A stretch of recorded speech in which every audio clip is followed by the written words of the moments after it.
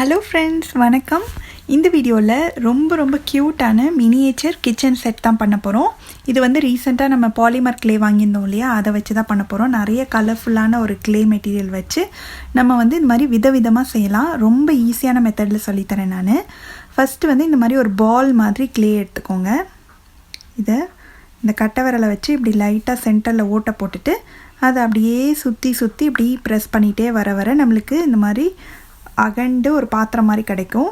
ஓரங்களெல்லாம் அப்படியே சமப்படுத்திட்டு இப்படி வச்சோம்னா நிற்கணும். அடுத்து கொஞ்சமாக கிளே எடுத்து இந்த மாதிரி அதை நீளமாக உருட்டிட்டு அதை கொஞ்சம் கட் பண்ணி எடுத்துட்டு இப்படி ஒரு ரிங் மாதிரி பண்ணி அதை வந்து இந்த சைடு இப்படியே ஒட்டிடலாம்.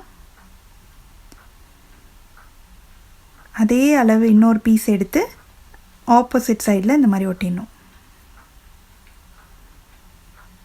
அவ்வளோதான், நம்மளுக்கு ஒரு கடாய் வந்து ரெடி ஆயிடுச்சு.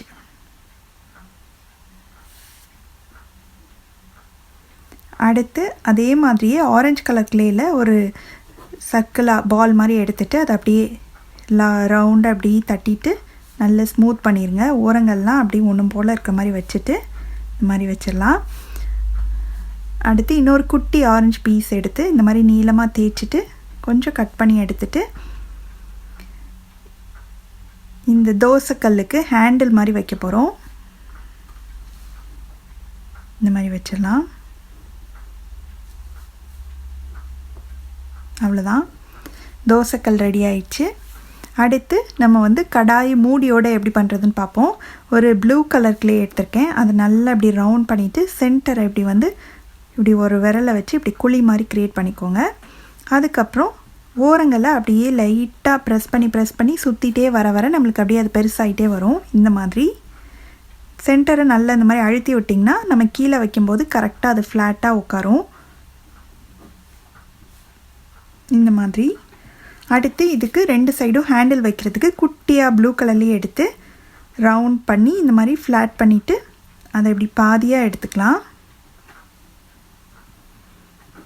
எடுத்துட்டு அதை வந்து இந்த சைடும் அப்படியே ஒட்டிடலாம்.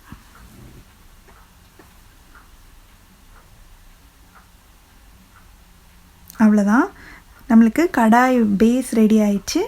அடுத்து அதுக்கு மூடி வந்து நான் இன்னொரு கலர் பிங்க் கலர் எடுத்திருக்கேன்.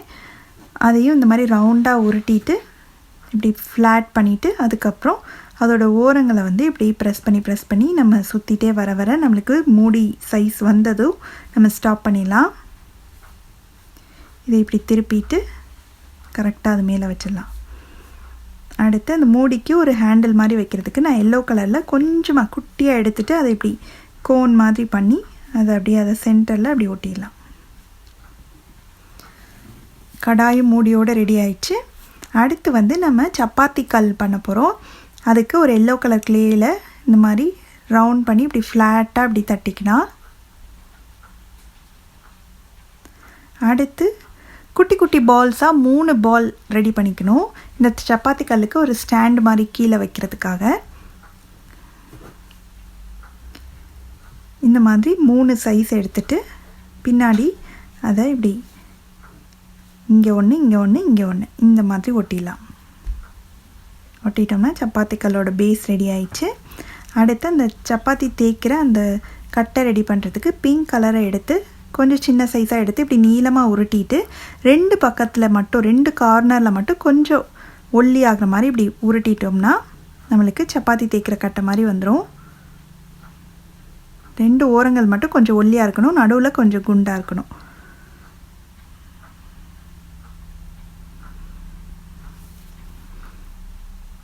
அடுத்து ஒரு குட்டி ஸ்பூன் பண்ண போகிறோம். கரண்டி மாதிரி ஒரு சின்ன பால் எடுத்து இப்படி நீளமாக உருட்டிட்டு ஒரு ஓரத்தில் ஒல்லியாகவும் இன்னொரு ஓரத்தில் இப்படி விரலை வச்சு இப்படி அழுத்தினோம்னா குழி மாதிரி வரும். அவ்வளோதான், ஒரு கரண்டி மாதிரி ரெடி ஆயிடுச்சு. இந்த கடாய்க்குள்ளே வச்சிடலாம்.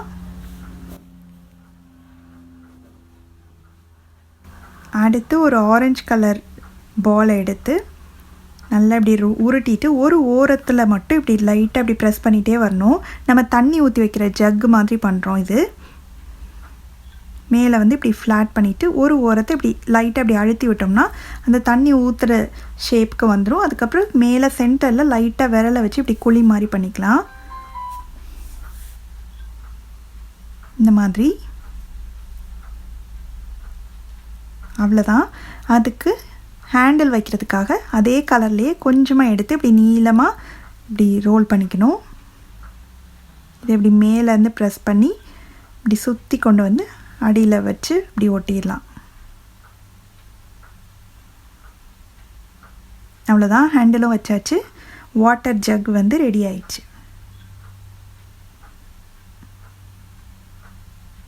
அதுக்கப்புறமா குட்டியாக ஒரு பவுல் எப்படி பண்ணுறதுன்னு பார்க்கலாம். பிங்க் கலரை பால் மாதிரி இப்படி உருட்டிட்டு நடுவில் இப்படி அழுத்திடலாம். கையை வச்சும் நீங்கள் அழுத்திக்கலாம், இல்லாட்டி நான் காமிச்ச டூல்ஸ் வச்சும் நீங்கள் யூஸ் பண்ணலாம். இப்போ இதை அப்படியே ப்ரெஸ் பண்ணி நல்லா இப்படி சுற்றி கொண்டு வந்துட்டோம்னா குட்டியாக ஒரு பவுல் ரெடி ஆயிடுச்சு. அடுத்து வந்து பிளேட் பண்ண போகிறோம். நான் எல்லோ கலரில் பால் மாதிரி உருட்டி அதை அப்படியே நல்லா ஃப்ளாட்டாக தட்டிக்கிட்டேன் இந்த மாதிரி. அப்புறம் பிளேட் மேலே வைக்கிறதுக்கு குட்டியாக ஒரு பவுல் பண்ணுறதுக்கு சின்னதாக ஆரஞ்சு கலரில் ஒரு பால் மாதிரி பண்ணிவிட்டு இந்த டூலை வச்சு இப்படி ஓட்டை போட்டோம்னா நம்மளுக்கு ஒரு பவுல் ஷேப் கிடச்சிரும். அதை பிளேட் மேலே வச்சிடலாம். அடுத்து குட்டியாக ஒரு ஸ்பூனும் பண்ணிக்கலாம். அதே ஆரஞ்சு கலரை இப்படி உருட்டிட்டு ஒரு ஓரத்தை கொஞ்சம் மெல்லிஸாகவும் இன்னொரு ஓரம் அந்த பால் மாதிரி இருக்கு இல்லையா, அதில் வந்து இந்த மாதிரி ஏதாவது இதை வச்சு இப்படி ப்ரெஸ் பண்ணிங்கன்னா நம்மளுக்கு ஸ்பூன் மாதிரி கிடைக்கும். இந்த மாதிரி இதை அப்படியே பிளேட் மேலே வச்சிடலாம். அடுத்து குட்டியாக ஒரு டம்ளரும் பண்ணிக்கலாம். ஆரஞ்சு கலரில் இப்படி நீளமாக ரோல் பண்ணிவிட்டு மேலேயும் கீழேயும் நல்லா அப்படி ஃப்ளாட் பண்ணிவிட்டு இந்த மாதிரி ஒரு டூல் வச்சு இப்படி ஓட்டை போட்டுடலாம். ஒரு குழி மாதிரி க்ரியேட் பண்ணிட்டோம்னா குட்டியாக ஒரு டம்ளர் ரெடி ஆயிரும். அதையும் பக்கத்தில் வச்சிடலாம்.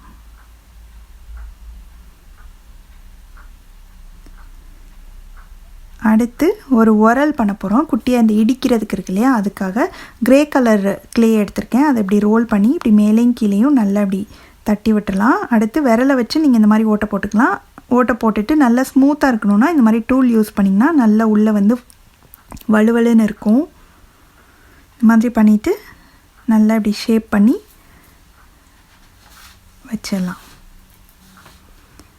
அடுத்து அந்த இடிக்கிற இதுக்காக சின்னதாக ஒரு பால் மாதிரி எடுத்துகிட்டு அதையும் ஒரு ஓரத்தில் கொஞ்சம் மெல்லிஸாகவும் இன்னொரு ஓரத்தில் கொஞ்சம் தடிமனாகவும் பண்ணிவிட்டு இப்படி உள்ளே வச்சிடலாம்.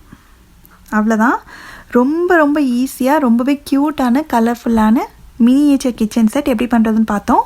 நீங்களும் இந்த கிராஃப்ட்டை கண்டிப்பாக வீட்டில் ட்ரை பண்ணி பார்த்துட்டு எப்படி வந்ததுன்ற கமெண்ட்ஸை மறக்காமல் ஷேர் பண்ணுங்கள். நீங்கள் பண்ண கிராஃப்ட் வீடியோவோட பிக்சர் இருந்ததுன்னா கீழே வர இந்த இமெயில் ஐடிக்கு அனுப்பி வைங்க. தேங்க்ஸ் ஃபார் வாட்சிங்.